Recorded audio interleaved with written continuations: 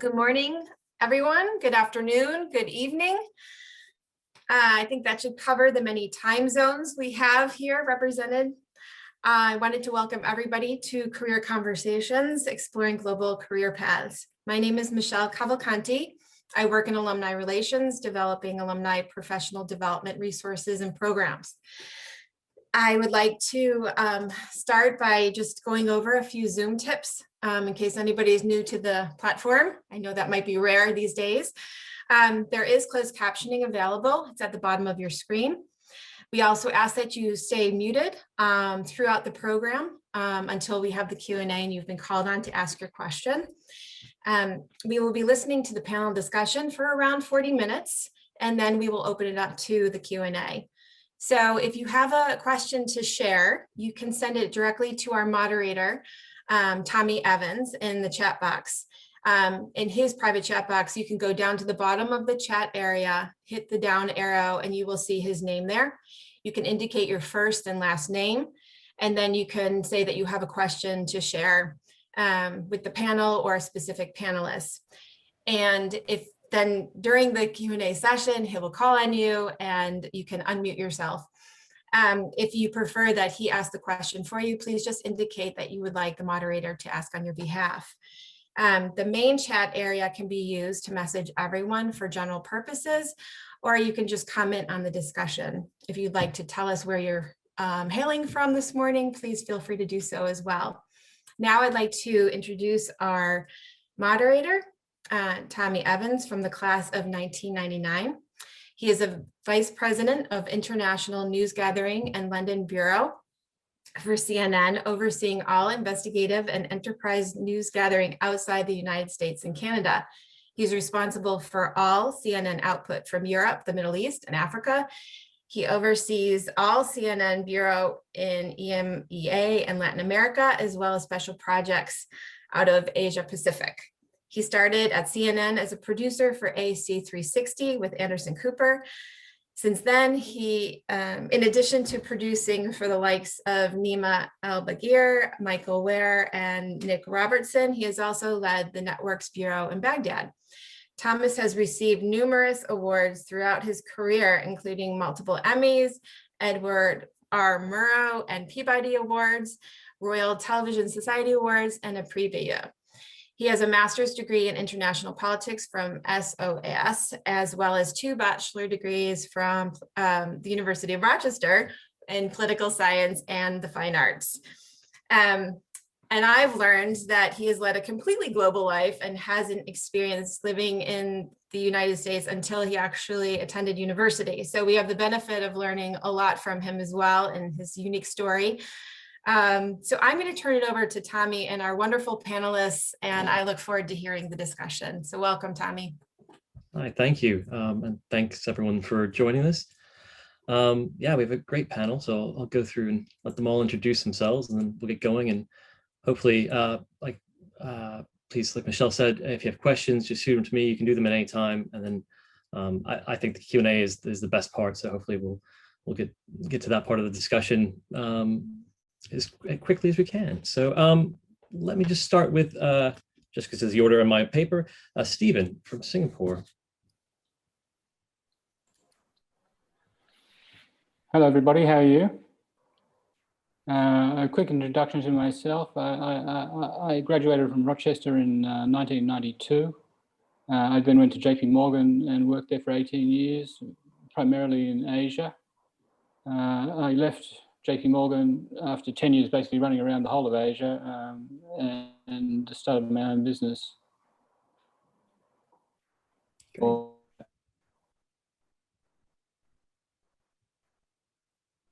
Right. Thanks. And next, Kristen. Good morning, everybody. My name is Kristen Volpicella. I graduated from University of Rochester in 2008, with a bachelor's in history and a minor in acting. I have grown up in the New York, New Jersey area, and I held a lot of different legal jobs there after attending law school at Syracuse and getting my MBA. And since 2015, I've been the CEO of a large regional law firm, Mayora and Mayora, in Guatemala City in Central America. Very nice to be here with everybody. Thanks. Bo. Yeah, hi everyone. This is Bo. I graduated from school medicine in 2002 from school medicine, then worked in the US a couple of years and came back to China 2010. I'm now based in Shanghai, doing healthcare investments with the CDIB group. Right. Fukumi. Hi, good morning. Hi, everyone.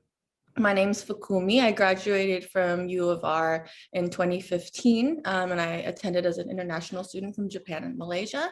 And I moved around working in Thailand, Japan, Malaysia, and I'm currently posted most recently in New York City, which is where I am right now.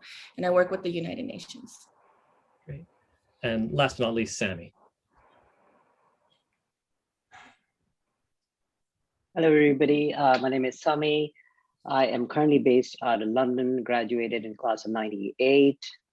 Growing up to date, have spent time in the US, in EMEA, mostly in the UK, a bit of a few stints in the APAC. And currently I'm based in London, having my own company working particularly within the product and technology space, advising customers on how to scale. Great, thanks. So we'll just go right into it. A lot of the questions that we mulled over, sort of what it's like to live abroad, and we have an interesting panel because a lot of them were international students at Rochester. So it's not just, you know, that they were living abroad when they were at Rochester, not just in their career. Bo, do you want to talk a bit about what it was like going to Rochester, and then how that went into your international career? Because now you're back home. Yeah, sure. So it's been, I went to Rochester in 1996, almost like 25 years ago. To me, it's a very new experience because I grew up in China, and US to me is a new country. So when I got there, the school has a very intense program. It's great. And, you know, we had to do research every day. But in the meantime, I tried to take advantage of being in a new environment to learn everything, including the weather, the food, people. So it's been very impressive experience for about 6 years in Rochester. So after graduation, I went to a B school, then worked in Boston about 6 years, then came back to China 2010. So I experienced some kind of reverse culture shock coming back. So it's very interesting experience working in the US and China at a different time zone and at different industries. So I think to me, to the US, it's like going abroad. Then I come back home country, I saw a great, very rapid development, both the economy and the culture involvement in China and also in Asia. So I think working and studying in the US helped me both in the career development and also to understand how people are working and thinking differently in the working environment and also in daily life. So you were a bit different growing up, if I remember correctly, around New York, and then now you're in Guatemala. So what's the best parts about moving down there? What do you like about living in Guatemala? Well, I'm sure this is going to really ring with a lot of you who are currently on campus right now. The climate definitely doesn't suck. You know, living in the tropics, it's beautiful to wake up here every day, especially after spending my undergrad in Rochester and my grad school period in Syracuse. So I'm snowed out for sure. And I would say the rich culture is definitely another large benefit. Of course, I think I agree with Bo. I had the culture shock, maybe not the reverse culture shock, but I had the culture shock of coming here. But afterwards, getting over that, it's a great place to live and work, and I enjoy every day that I am here. So Stephen, you've been in Singapore for about 20 years. I mean, I'm sure there must be a lot of things you like about it to keep you there for that long, but you know, what would you say the challenges of being based out of Singapore? Well, Singapore is often referred to as Asia for beginners, and you know, it's sort of has all the benefits of the Western world, and you know, the infrastructure is actually incredible that you know, we operate in. Still, the different jurisdictions, and you know, you can't have a single strategy to execute, for instance, in your business life that is uniform across Taiwan, Korea, Japan, and so forth. So the challenge is to try and scale your operation, but do so with in a way that fits the local economies. Kumi, you're so the opposite. You've most recent graduate, but probably lived in as many places as all of us. You've moved around a lot. Do you find it difficult to form communities when you're going someplace and staying for just a couple of years before moving on? For sure, that's definitely a challenge every time I move somewhere new. But you know, I think like you, Tommy, I moved around a lot growing up, and actually being in Rochester, the 4 years in Rochester was the longest place I'd ever lived in one place. And even then, you know, you move on campus and you move off campus. So I didn't really have like a solid home, as I guess you could call it. But it always helps because today, I guess we live in such an interconnected world. So you can find things on the internet, Facebook groups, like even in Bangkok, most recently, they had this great support group on Facebook, which is not somewhere that I thought that I would find a good support group and new friends. So it's interesting. You just have to get creative, you know, when you go to these different countries, and you have to understand like where these social networks exist and how you can connect to them. Usually it's just Facebook or Twitter. Sami, do you think, you know, there's, you know, you're from South Asian descent, there's a big community in the UK, but do you feel like you also can find ways into other communities? Is it, or do you know, is that bridging the cultural divide? Is that something that you find easy or possible? Or? Yeah, definitely. I think as much as it may, when you, depending on where you're spending time and where you're living, if my perspective came a lot from spending time in the US as an undergrad, realizing the different aspects of exposure. Coming from an international country as an international student, came to the US, spent time in the UK now, in the middle was in the Middle East. The cultural nuances that you get familiar with really help you understand the different peoples and their perspectives. And that really helps you in terms of your working life and being able to understand how you need to mold yourself almost as you're working in different parts of the world, whether it's Asia Pacific or it's the Middle East. They're two different cultures, to say the least. And then there's Europe, and then you might have the United States. But in United States, again, for me, United States had different segments of culture depending on whether you were in the East Coast versus the West, versus the Midwest. So yes, I think as much as it may feel that it might be hard initially, but as you move around, you realize that as you learn from different people, you're able to grasp things as you progress in your professional and personal life. Just to follow up on that, do you think that the amount of moving you did in the different cultures, has that helped you professionally? Have you been able to use that in your career? Yes, I mean, a couple of projects I did recently was because I traveled and moved around. So I built certain relationships, which, especially in the last 12 months, which has been a very different approach to working, living, and motivating yourself almost. Some of the relationships I built in Rochester, as well as abroad, have helped me actually generate some of the work, which in the immediate short term, in the UK especially, you saw dwindle to a certain extent versus other countries. So again, it had an impact globally, but yeah, definitely it had a huge impact for me. Kristen, can you sort of tell people a bit how you got your role, how you ended up in Guatemala?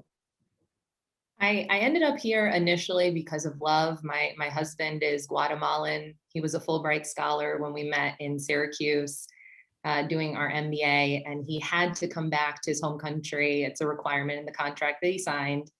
So we decided to come back here temporarily for 2 years. And then the idea was always to move back to the US. But we both found great jobs. I ended up by falling in love with the culture, the people who are extremely nice and warm. So I ended up by staying. And honestly, the way I got my job was very random. I Googled large international law firms in Guatemala City. I chose the top 3 that came up. I sent an email full English with the subject line, US attorney in Guatemala. And the firm that bit and invited me to lunch and started that conversation was Mayora, where I still work today. So definitely networking and just as Fukimi was saying, trying to figure out how to connect in the local community is really important. Oh, do you think traveling, the time you spent away from China, now you're back and looking back on that, do you think there, what do you think you gained from that experience, and what do you think you might have sacrificed from spending time away? Definitely, I think I gained a lot. So first off, to have global perspective, if you're a professional working in a certain industry, then definitely working in different countries can give you a very good understanding how people from different culture or background can work together. And secondly, I gained a lot understanding. So how for global business, how each part of the world is operating and functioning. So those that's for the professional perspective. But definitely when you have a family, certain time you have to sacrifice maybe for a couple of months or 1 year or 2. You don't stay, staying with your family or kids. And sometimes in old days when you don't have the video conferencing, those kind of tools, you can only making phone calls like 20 years ago. It's kind of hard, but you have to make very kind of trade-off to see what you want to gain near term or longer term. But I think from the longer term, it definitely helps a lot. I mean, you've been shaking your head a lot. Was it tough on your family, your relationship with your family and friends, and has it been difficult with that? Yeah, absolutely. Yeah, just, I mean, when there was one point when I didn't see my dad for 4 years, and it's because he also has a global career. So, he was in places like Afghanistan and Iraq and Papua New Guinea, and that was just really hard for me to get to. And Rochester, let's be honest, is not an easy place to get to with the plane. And even now, I like to say that I'm at the start of my career.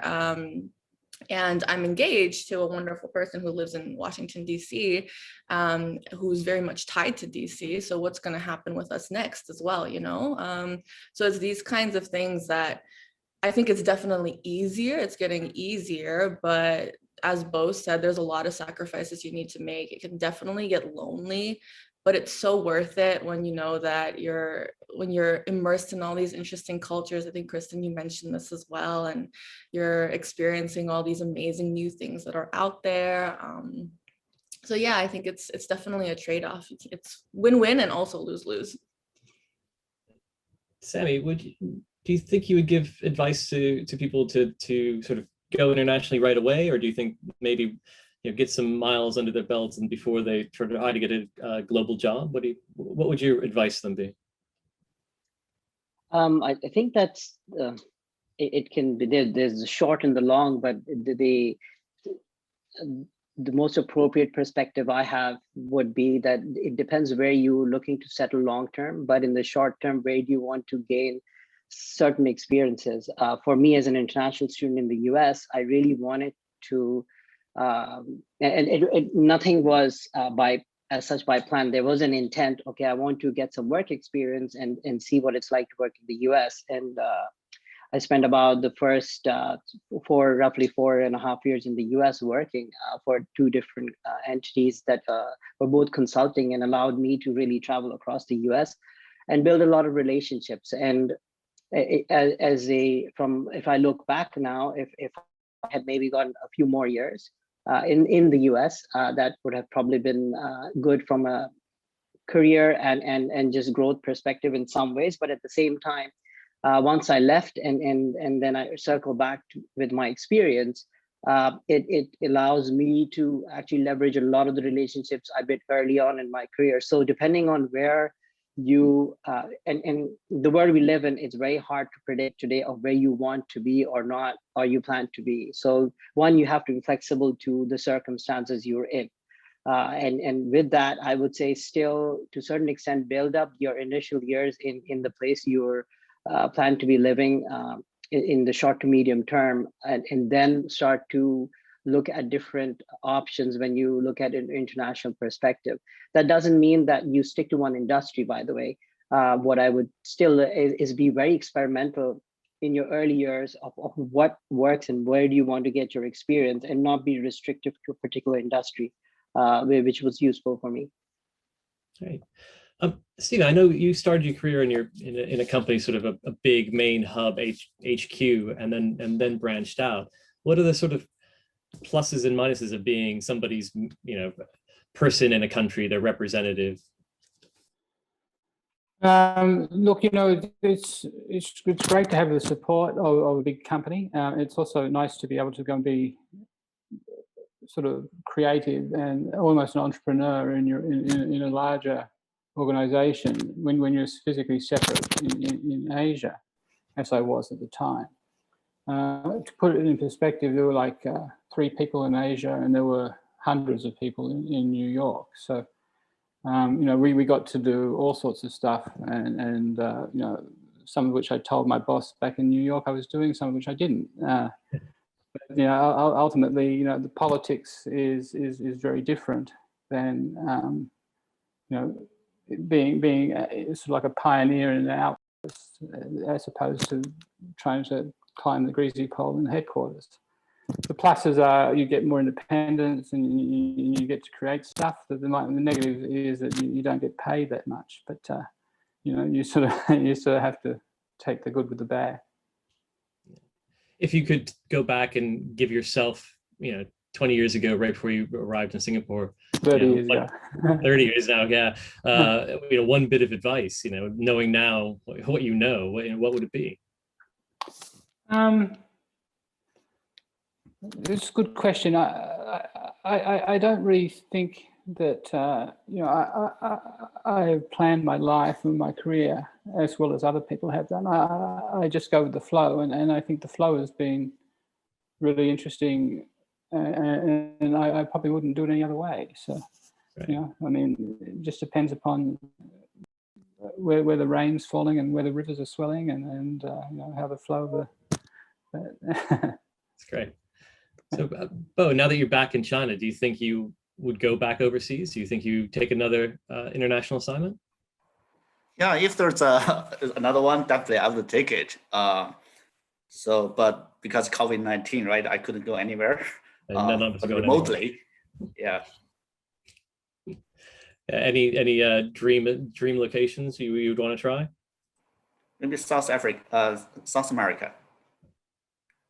And Kristen, so the opposite question, now that you are in Guatemala, and I remember chatting before this, talking about how beautiful it is there any chance of you going back to the States? Probably to my parents' and friends' dismay, no. I definitely think that we're staying here long term. Let's see. Can you tell us a bit, because being the most recent graduate, it might be helpful to hear how you found your job, because the world changes so quickly. My first job experience is probably very different than yours, so yours might be a bit more relevant to the student. So can you talk us about how you broke in? So like Steven said, he sort of went with the flow, whereas I had a very strict plan that I wanted to follow, and I was going to break into the NGO industry, then I was going to get into the UN, but it was not easy. I ended up working in retail during my OPT year, which was wonderful, and I definitely recommend it for recent graduates, and that while interning for an NGO, and as many of you probably know, interning for an NGO does not pay anything for the most part. So it really was a struggle for me to break into the industry that I wanted to work in, which is international development.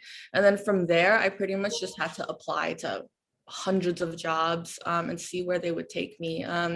You know, I think that I had a pretty strong resume going, like graduating, but it's just, you know, sometimes you're forced to go with the flow and you're forced to go wherever the wind takes you. And that's just, sometimes that can be all over the world and not just in the US.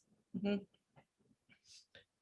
Sami, I remember when our earlier chat, you were talking about the people don't realize that the challenges of the sort of the legal and challenges of moving someplace, and tell people a bit of how like every place you've been to is, you know, getting the work visas can be a challenge. Yeah, I mean, where should I start?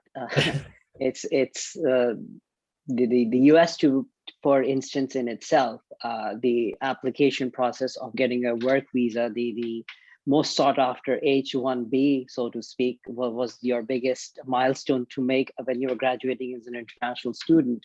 And post that, then the renewal process of how you needed to go jump back in and out of a Canadian border or Mexican border to make sure you can get your renewal stamps done in time so that all the paperwork stays intact. And then when I went to the Middle East, they again wanted my degree to be verified by the State Department of the US before they approved a work visa.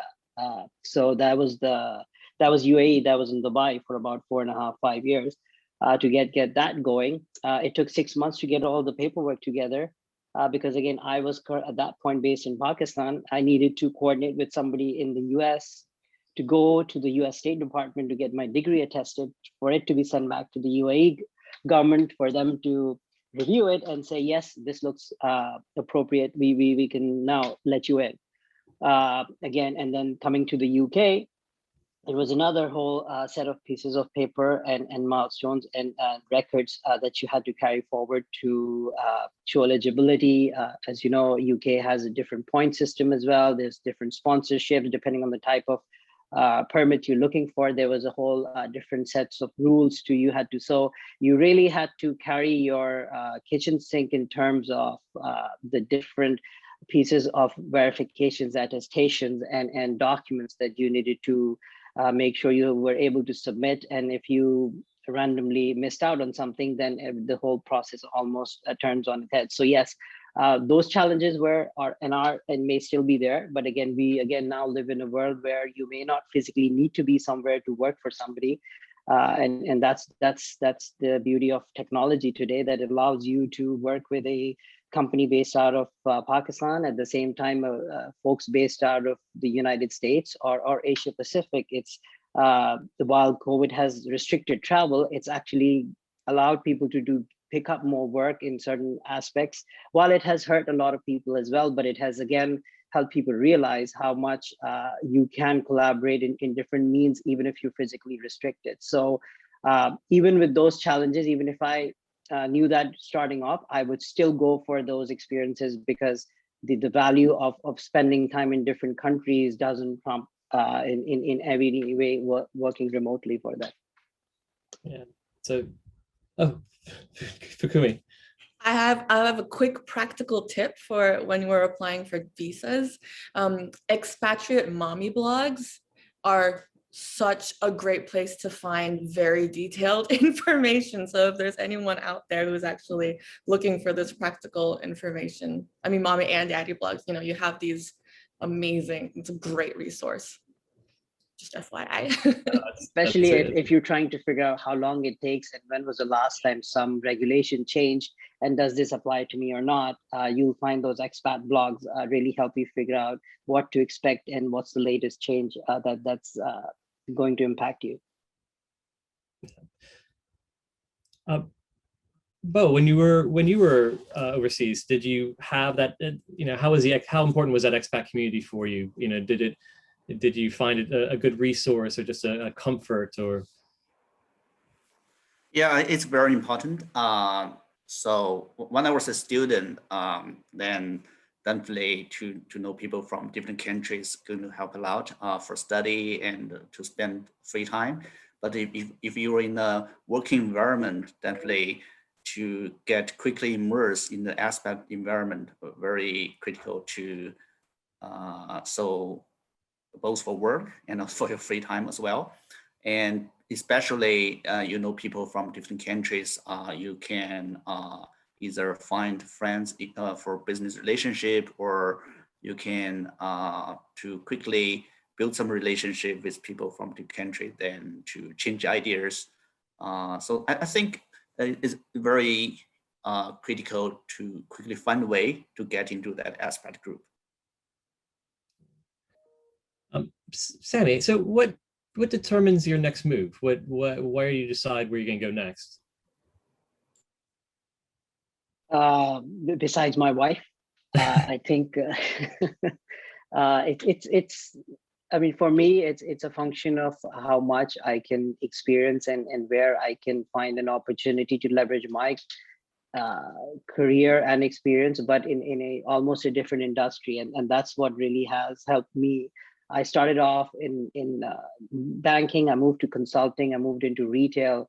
When I was in consulting, I worked across telecom, financial services, and retail, and then moved back into banking again. And then over a period of time, the last, I'd say 4 or 5 years, when I was working with Groupon, which is an e-commerce platform services business, it was very interesting because it was a global workforce working across different regions. And I had resources out in Argentina, I had resources out in APAC, and I had resources that I was reporting into in Seattle. So it was a purely global effort to be working in different set of people, but to a certain extent that allowed me to also visit those different parts of the world, so to speak. And I think in terms of experience, it's really going to be how I can find a region that I can now give back to. So working the time I have in the different industries. So it's hard to say what exactly will be the determining factor, but very open to change and experiencing something new. That's right. Kristen, so you took a big jump going from the legal world in the States to Guatemala. I mean, we talked about sort of cultural challenges. What were the sort of professional challenges of changing sort of? I mean, I assume there's different. The legal systems are different, the laws.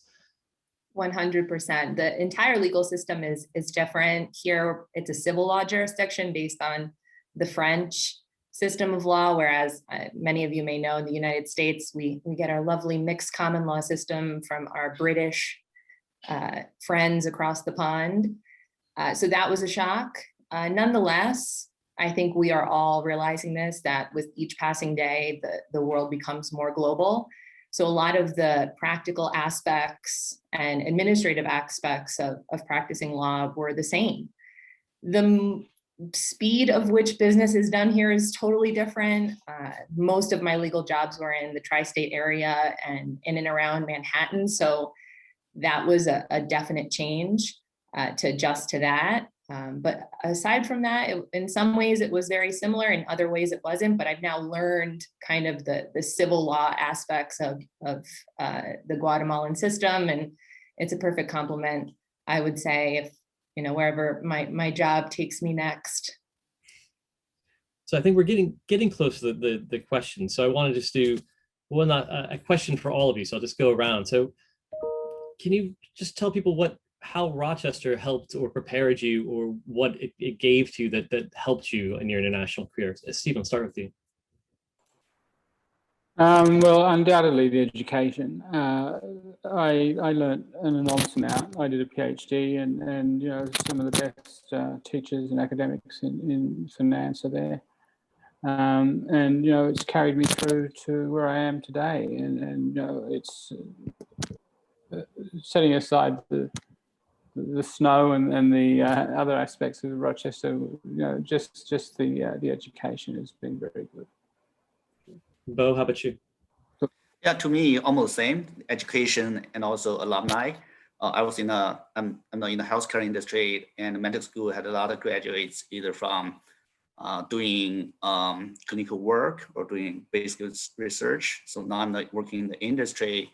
I came across many alumni in the same company or from the other part of the world. It definitely helped on the career as well. So very, very good. Learned a lot from Rochester. Kristen. I'd say I'd agree with the diverse student body. There's a lot of diversity at U of R, and I would definitely say my study abroad experience. I kind of always knew early on I wanted to go international. Of course, I didn't realize where and that it would lead me to Guatemala, which it did, and I'm very happy about. But the study abroad experience definitely opened my eyes to the fact that I enjoyed new challenges, new cultures, adapting, and affirmed my wish to continue on pursuing an international career. Fukumi. I would have to say my friends, because as cliche as it sounds, I found a really close core group of friends that constantly keep me in check whenever I go someplace new. One of the most important things about, the cultural divide that we were talking about before is knowing who you are and knowing the space that you're occupying when you go to a new place. And sometimes that can lead to a lot of identity challenges within yourself. And when you're trying to place yourself and find your space within a new country or a new city. So having that core group of friends who could pull me back and say, maybe you shouldn't be that arrogant that you just got this amazing new job, or, check my privilege a little bit too. I mean, you like Kristen and Bo and everyone said, like, there's such a great student body there, and everyone is so smart and so cool, and so it's just them. Sammy. Yeah, I think try and engage, meet, or interact with people across different focuses or majors almost, or different parts of the school even. Try and interact with people in Simon School, try and interact with people within the health or the music side of the education program. The relationships that you build now will going to come and play a big role for you. And I can't stress that enough, only because I keep coming back to this. Two of my projects are both with Rochester alumni right now. So when COVID hit and things didn't look so great, it just so happened that it was Rochester Alumni Network that came into play. So, and it was a function of meeting people in different parts of the education program. Great.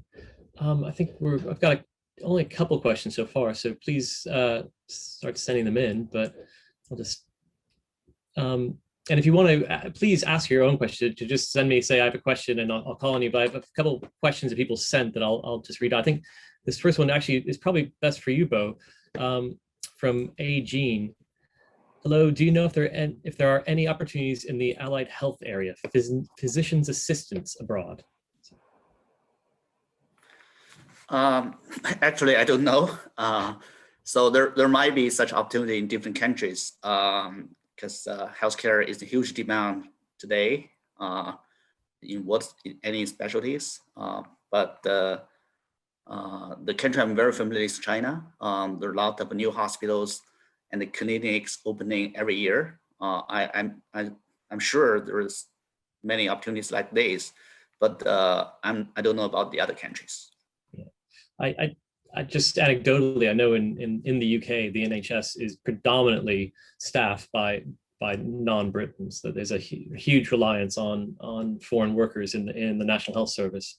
I'm not really sure why, but it actually was a big issue during Brexit that they wanted to protect the NHS because all the nurses are from someplace else. Here's a good question. Sorry. All right. To AG, they should join Doctors Without Borders. Médecins Sans Frontières also is a great opportunity for physicians. That's absolutely. This is from Michelle. I was wondering how panelists customize the resume, for jobs in different regions. I think that's smart to do no matter what you're going international or staying in Rochester. I mean, in my job, I get a lot of resumes crossing my desk, and the ones that you can tell when somebody has taken the time to customize it for you, and that helps you stand out. And remember, a lot of especially entry-level recruiters are seeing hundreds and hundreds of resumes. So absolutely, you should customize it. I think that's just smart. Can I add that Yes. Yeah, on that score, I think you need to be sincere in that you want to move to a particular location for reasons of not just because you couldn't get a job elsewhere, but because you want to be there. And you know, the employers in faraway places don't want tourists working for them, you know, coming for a year and leaving. They want people who are committed to building a career. What prompted the question was I recently moved to the EU and now I'm helping with recruiting, and I noticed that a lot of EU resumes have photographs on them. And so the standards seem different. So I was wondering if you guys had experience, just like quick insight, like I never would have put my headshot onto a resume before. I have to agree. I had to totally revamp my resume, Michaela, and I had to put my photo because here in Latin America, that's the standard, which I thought was totally bizarre coming from the legal industry in the US. So definitely true. Yeah, that's a great question. So this one is from Katie Baldwin. How did COVID impact your work life over the last year? I mean, Sami, you touched on that bit, that your business was impacted, and actually the Rochester alumni helped out. So what, how radically has your business changed? Well, I had two pieces of work at the time COVID was kicking off. They were both very UK, London focused. And when they realized what was happening, pretty much both of those projects ended at a very short notice. Just because, again, most of it was where a function of these companies were not sure how long this is going to last. That's clearly none of us were, and what was be the impact. And as in many countries here, the whole furlough scheme started to kick in, and people were trying to manage their cash flows and stuff. So a lot of the work from when you're doing projects as an independent or as a contracted company, you suddenly see that work take a hit, and that's where I definitely was impacted. And then the bit that I realized that, okay, I'm going to, as a business owner, you at any ways you have to be challenging yourself to put yourself out there all the time and be in the mindset to a certain extent of selling something, whether you like it or not, whether it's part of your DNA or not. But again, you need to put yourself out of your comfort zone and keep reaching out. And that's pretty much what I had to do and continue to do. And again, that's where relationship building right now comes into play and will continue to as you evolve in your career and personal life, that be very open to working flexibly and in terms of change, be open to that, which is where your work experience comes into play. That there's unfortunately or fortunately, you people who believe that the work from home model didn't work are now truly been proved wrong to a fair extent, at least in most of the industries. Yes, there are some still that work from home is not easy, but anything specifically from a technology perspective is fairly possible. Whether even if you're a call center agent, you can now dial in from home and service those customer services. So the Rochester network for me was incredible, where a lot of people, when I reached out or started pinging different people, they came back to me and helped me connect with people if they didn't immediately have something where I was able to pick up some work. That's a question for Stephen. So from Lee, what do you think how do you think the pandemic will impact global career paths? So do you think there will be these global jobs, as many global jobs going forward? Is that a question for me? Yeah. Look, I think the global jobs will be there everywhere, actually. And if anything, the way we do business is going to be more efficient. I mean, I found that people would visit me in Singapore. They'd come down from Hong Kong or something, and they'd want to have a meeting for an hour just to fill the time. And it was like a waste. They were justifying their trip. It was a waste of my time, but we'd all sort of get on. But now we can do it through Zoom, and you know, we can actually do really interesting, productive business without having to do diary filler meetings that were just unproductive. So it's going to be a wonderful stimulus to the way we operate together. Yeah, I agree. I think even though maybe I'm wrong. No, I agree. I think even though everything is, the working world has changed radically in the last year, and I think we'll never go back to what it was before. The world is getting smaller, not larger, and you know, every business, every industry is becoming more global, and people need people who still want to go out and be other places. And what Bo said earlier, you know, this understanding that other cultures is just helps you be better at your career and your business. Here's one for Kristen, maybe. How does one network as an expat? Would it be different than someone at home? Yeah, I think you have to learn what are the cultural aspects of that here. First of all, for me, there was a language barrier, so I had to get over that before I even considered networking or creating relationships. Now that I speak fluent Spanish, I've learned that I am growing that network. But you know, aside from the language barrier, people are the same in a lot of ways. You know, the people I network with are lawyers, so they understand and have a legal mindset, which I can relate to and they can relate to me. And we get the chance to also learn from one another. So I'd say you have to definitely find a couple of local people, either in your community or in the job that you go to, and use those people to break into the local networks and, you know, go to cafes or find groups, local groups or expat groups, which definitely exist too.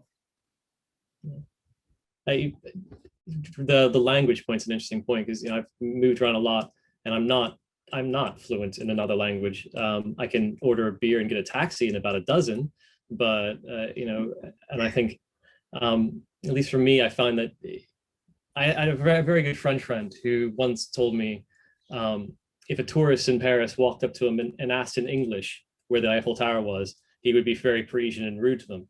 If they asked in the worst possible French with horrible pronunciation and screwing up the words, he would drive them there himself. So yeah. I think it's just, you know, being willing to make an effort goes a really long way. You know, even if you don't necessarily have all the language skills. Please keep coming with the questions. Trying to see if I've gotten any more or missed any. Just on that issue of local versus global, I mean, I think you know, when you're working for a big company in a foreign area, that you need to be representing the local groups back to headquarters, and so to get the trust of people in Japan or Korea or wherever you're working, you have to be on their side, and that's what's expected of you as you relate back to headquarters, and headquarters come to you for that sort of relay back to the local organization as well. So this one actually might be a good one for Sami, because he's worked in lots of fields. Can you speak to what industries work best for moving around the world? What lends itself to it? I think industry might be, I guess it depends regionally. For example, banking, there are a lot of commonalities in banking, but in terms of the regulation in banking, it differs significantly depending on the part of the world you're in. More than that, I think if you were to identify certain themes that you would be interested in, for example, I've worked across banking, retail, food and beverage, and so on. But most of my focus in all these different industries has been customer experience.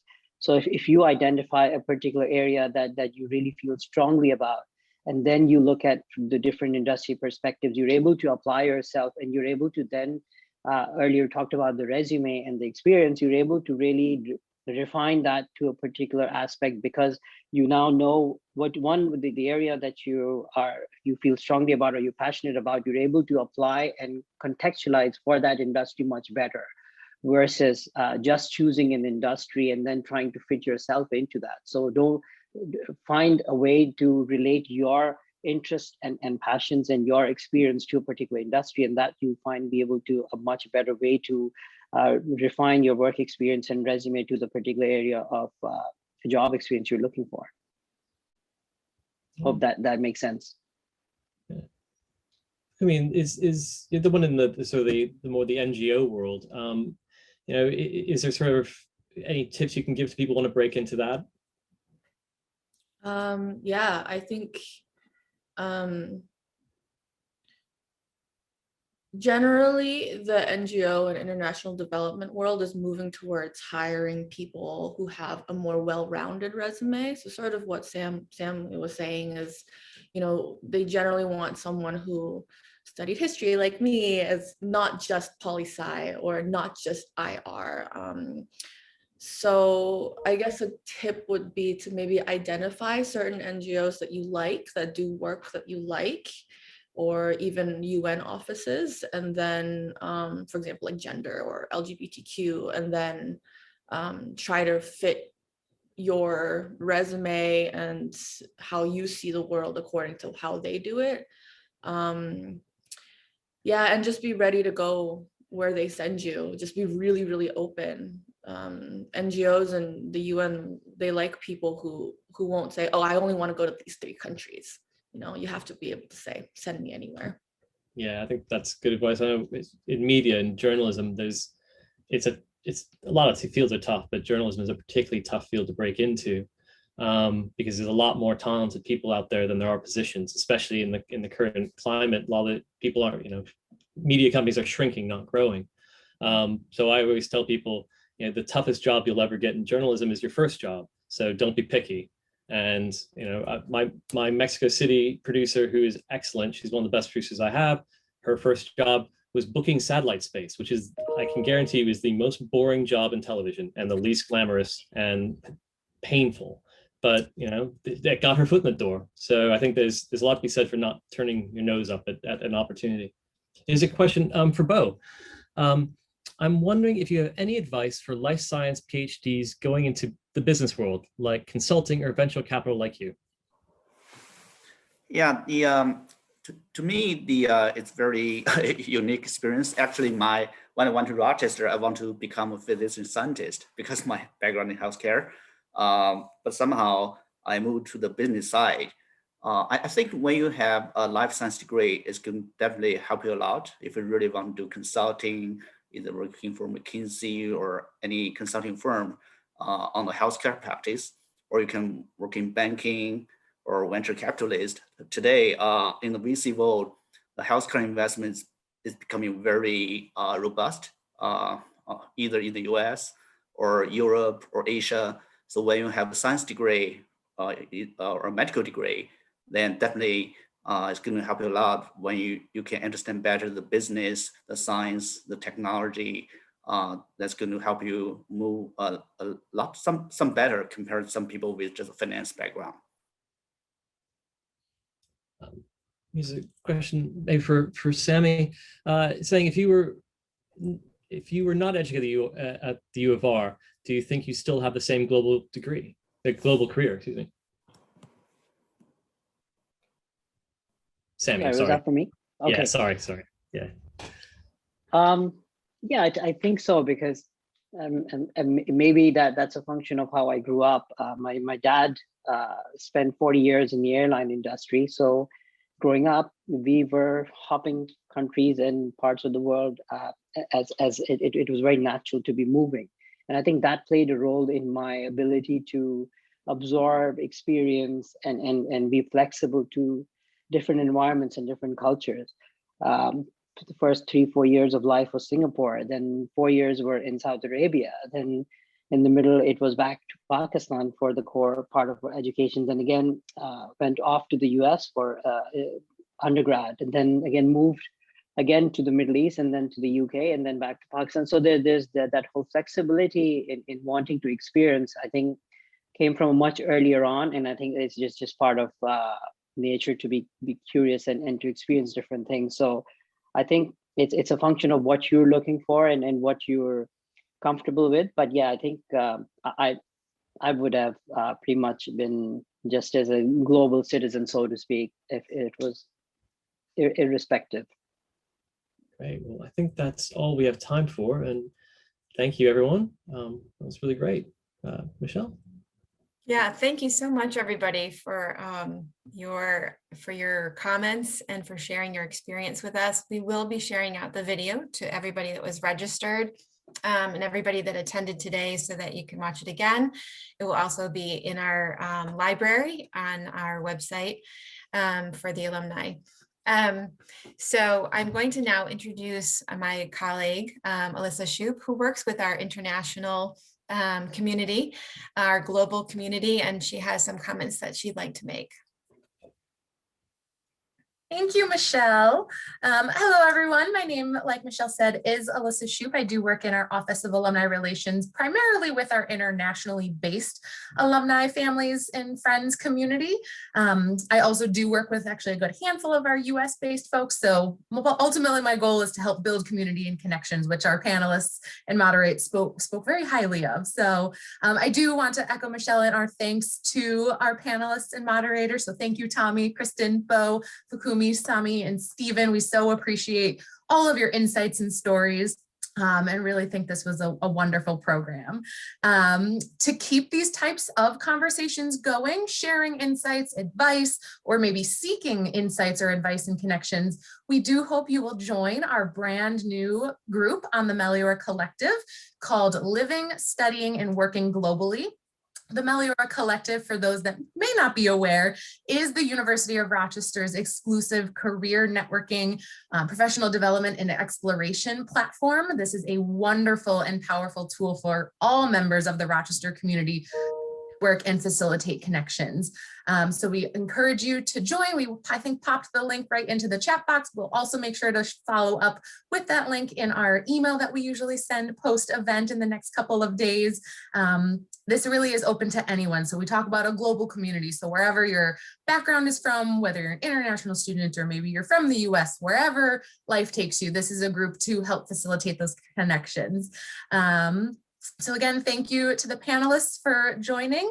That's it for today for our program. And so we want to have you also share your thoughts via a quick survey if you enjoyed the program, any recommendations for future types of programs and the like. So Kayla, our staff member, just posted the survey link in the chat. So if you want to click that as well and share your feedback, we appreciate it. Otherwise, thank you again, and Meliora to everyone. Take care. Thank you, everybody. Bye-bye. Thank you. Bye. Bye.